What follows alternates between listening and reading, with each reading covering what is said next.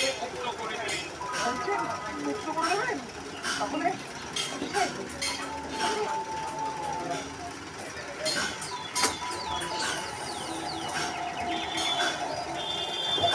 মৃত্যুদণ্ডকে মুর্শিদাবাদের স্বাগতি জানাচ্ছি। তাহলে কি তোমরা পালা করে আমাকে গল্প শোনাবে? প্রণাম বাবা। না না, গল্প শোনাবো আমি। তাহলে শুরু করে দাও। শুরু করে দেবার আগে আমার দুটো শর্ত আছে যে নবাব বাহাদুর। এই শর্ত? নবাব বাহাদুর, আমার প্রথম শর্ত হলো যাদের বন্দি করা হয়েছি একটু শেষ হয়ে যাবে। আমি বুঝতে পেরেছি আমার কথার ভুল মানেটা কি। আমার ভুল আমি স্বীকার করছি। সবাই মুক্ত। আমরা রওনা দিই। কৃষ্ণচন্দ্র, আজকের দিনটা তোমাদের সবাইকে নিয়ে একটা উৎসব করবো। হাসি আমোদ গল্প গুজবে চোখে উঠুক আজকের রাতটা। এভাবে চোখে চোখ রেখে আমার ভুলটাও ভুলে নেই।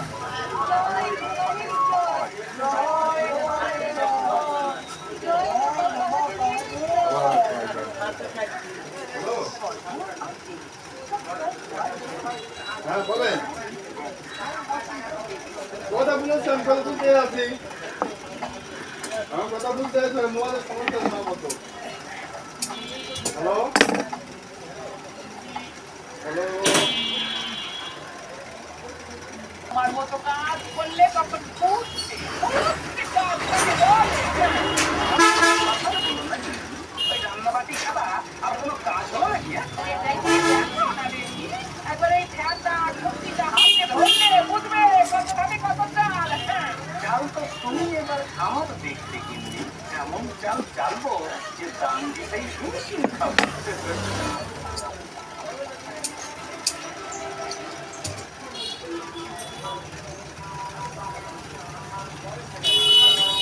প্রণাম মহারাজ। গোপাল, আজকে একেবারে ঠিক সময় পিকনিক করে হাসতে হাসতে সবাই হাজির হলে। আমার একটা আর্জি আছে মহারাজ। এই তো এবারে ফিরে কাটো দেখি।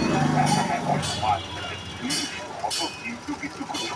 আগে মহারাজ বলছিলাম কি, আগামী বেশ কয়েকদিন আমি রাজসভায় আসতে পারবো। কদিন কেন? তুমি একেবারে চিরদিনের মতো ছুটি নাও না, তাহলে আপদ বিজয় হয় গোপাল। এদিকে সব চলবে কি করে গোপাল? আমার বলা তো এখনো শেষ হয়নি মহারাজ। আমি আসবো না, তবে আমার বদলে আমার গিন্নি আসবে। আসন তো ফাঁকা থাকবে না। নিয়ে আসবে মানে কি? এটা কি আর কি ভাঙফল পেয়েছো নাকি যে যাই ইচ্ছে তাই বলবে আর তাই করবে? মহারাজ, নারী পুরুষের অধিকার যদি সমান সমান হয়, তবে আমার গিন্নি কেন সভায় বসতে পারবে না? এর মধ্যে নেব। তবে তাই আপাতত গোপালের বদলে গোপালের গিন্নি না হয় রাজসভায় আসবে।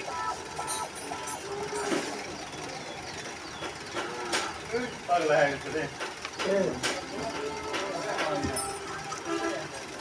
প্রণাম মহারাজ। এসো এসো এসো। গোপালের শূন্যস্থান তো তুমিই পূরণ করবে। তাই কি কখনো হয় মহারাজ?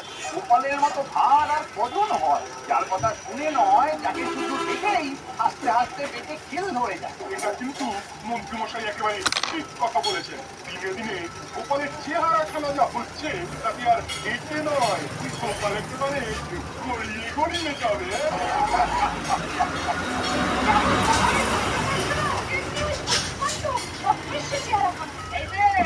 আমি সেই এশিয়া থেকে শুনে এসেছি তুমি এরকম অন্যরকম বলি, ওনাকে নিয়ে আমার সাথে একটু বেশি রকম হয়ে যাচ্ছে না?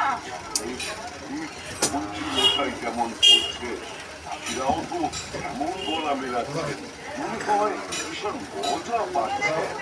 আবার কি মজা? মজা বলবে, মোবাইলের সমস্যা, মোবাইলের সমস্যা। টাকা বলে নাকি? তবে কেমন লাগবে শুনি? মন্ত্রীমশাই নাকি তরটা চটচই হবে নাকি চিবিয়ে খাবে গোটা গোটা? দেখেছেন মহারাজ, দেখেছেন গোপালের গিন্নি কিভাবে আমার মান সম্মান সব ভেঙে খান খান করে দিচ্ছে? এই শুরুটা কে করেছে মন্ত্রীমশাই? ধরলে তো পার খেতেই হবে।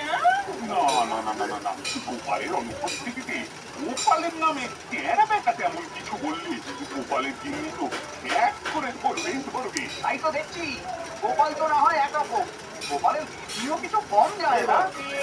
এখন কি দেবে মন্ত্রীমশাই?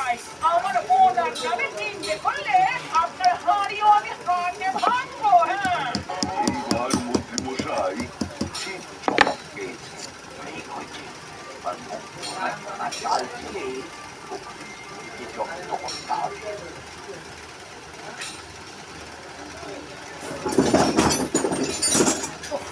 কিন্তু আগে জায়গা করে পড়লাম, আগে সবজি কাটবো নাকি আগে মশলা বাটবো সেটাই তো ঠিক করতে পারছি না। না তাছে আচ্ছা আমি বরং আগে ভাতটা বেঁধে দিই, এদিকে চাল ফুটবে, ওদিকে ততক্ষণে আমি না হয় অন্য কাজগুলো গুছিয়ে ফেলি। হ্যাঁ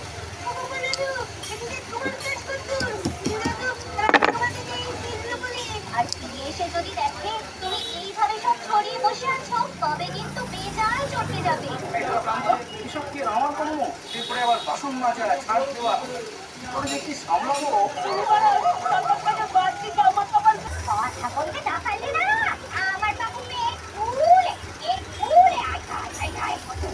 কি আর আমি জানি না, তাই তো কথাটা বলতে আমি ছুটে এলো। হ্যাঁ মা, কি কথা বলো? তুমি এসেছেন কেমন নয়? এসে এমন কোনো কথা নাকি?